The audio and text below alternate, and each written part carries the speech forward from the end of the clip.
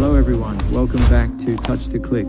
In this video, we'll show you how to fix Excel file not opening in Windows 10 or 11. So if Excel isn't opening properly on your PC, now let's get started. Step 1, open Windows Search from the taskbar, type Excel, and click on the Excel app to launch it.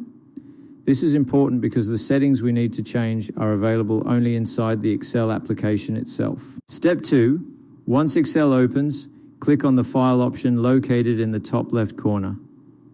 This section contains all the main controls for managing Excel settings and preferences. Step 3, from the File menu, click on Options at the bottom.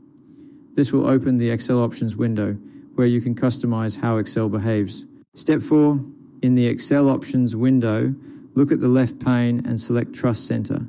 The Trust Center is designed to manage security and safety features in Excel. Step 5, now click on Trust Center settings on the right side.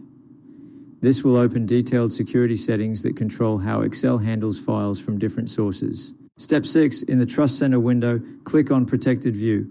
Protected View helps block potentially unsafe files, but sometimes it can prevent Excel files from opening. Step 7, uncheck all 3 Protected View options shown here.